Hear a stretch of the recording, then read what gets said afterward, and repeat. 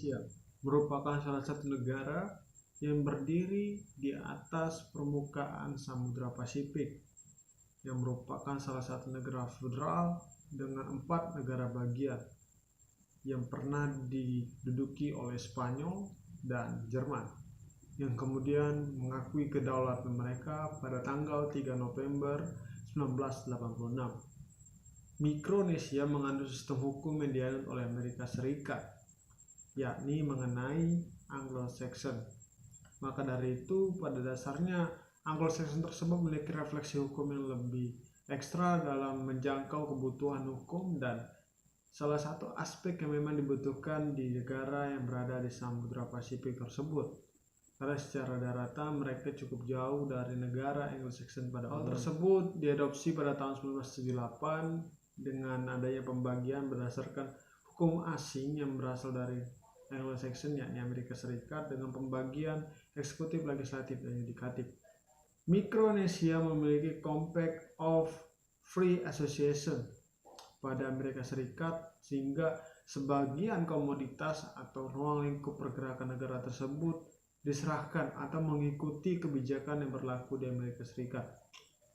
Hal itu hanya berkorelasi dengan aspek-aspek kehidupan, terutama ekonomi dan politik dalam negara tersebut.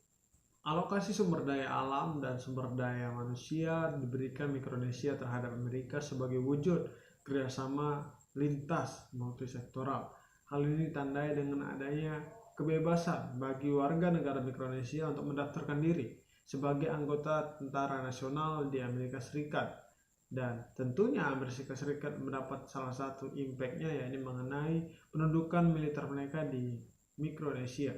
Adapun konstitusi negara ini diberikan atau dibentuk pada tahun 1975, kemudian diratifikasi atau diamandemen pada tahap pertama, yakni pada Oktober 1978, dan mulai berlaku pada 10 Mei 1979. Amandemen diusulkan oleh Kongres dan oleh Konvensi Konstitusional atau oleh petisi publik.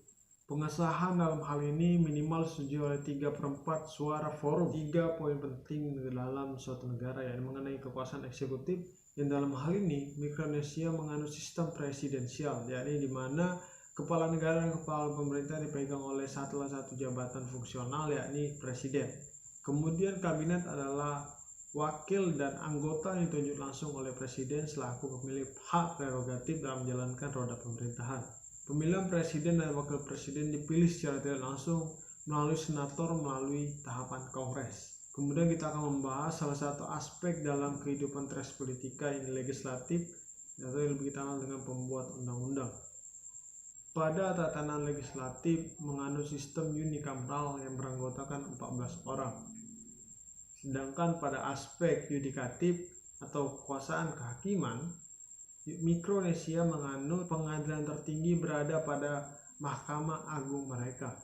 Sedangkan pengadilan yang berada di bawah Mahkamah Agung memiliki tatanan yang lebih sempit, yakni mengenai pengadilan tinggi tingkat negara bagian, seperti tingkat Mahkamah Agung Chuuk, Mahkamah Agung Korsai, dan 2 negara lainnya. Mikronesia menganut sistem kewarganegaraan islaminis, yakni di mana anak yang lahir dari warga negara yang berasal dari Mikronesia otomatis memiliki hak untuk menjadi warga negara atau memilih menjadi warga negara asing. Hal tersebut mengatur pada undang-undang mereka, di mana anak dianggap dewasa pada usia 18 tahun. Sistem hukum ini memiliki banyak lapisan-lapisan. Yang pertama adalah mengenai FSM Constitution atau mengenai Federal State Micronesian Constitution, yang merupakan konstitusi mendasar atau paling tinggi dalam tatanan konstitusi atau hierarki dari hukum di negara tersebut, dan diikuti oleh Federation Micronesia State yang pada kode 1997, dan diikuti oleh berbagai peraturan lainnya di bawahnya. Dan dalam konstitusi tersebut juga mengatur secara umum seperti negara lainnya mengakui Konvenan ICCR dan ICPR mengenai hak-hak dasar manusia yang termaktub dalam bagian-bagian eksplisit dalam konstitusi tersebut. Dan tentunya yang menjadi poin perbincangan kita kali ini adalah bagaimana negara tersebut menerapkan Anglo-Saxon sebagai keluarga hukum yang dianut mereka dalam kaedah hukum yang sangat berbeda dengan lingkungan adat di Mikronesia. Kalau kita ketahui secara historis, negara tersebut telah dijajah atau diduduki oleh Jerman dan Spanyol, merupakan negara yang menganut sistem Eropa kontinental. Maka dari itu kita lihat lagi ke belakang, ternyata dalam penerapannya justru Mikronesia banyak bergantung pada Amerika Serikat, sehingga secara tidak langsung pengaruh Anglo-Saxon dapat diterapkan berdasarkan lingkungan hidup atau pergaulan internasional antara Mikronesia dan Amerika yang sangat mencolok ketika mereka memberikan swadaya mereka mengenai sumber daya masyarakat.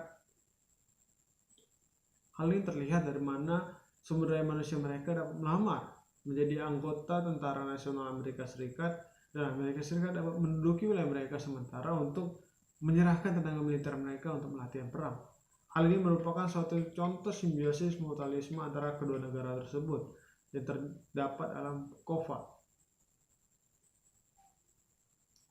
atau dapat kita singgung menjadi asosiasi kerjasama bebas di antara kedua belah pihak yang tidak saling merugikan. Hal ini mengapa tidak bisa merugikan? Karena kita ketahui Mikronesia masih umurnya sangat prematur untuk menjadi negara yang sangat maju, sehingga membutuhkan gantuan dari atau ketergantungan dengan negara yang cukup memiliki power untuk bersanding dengan negara-negara bagiannya.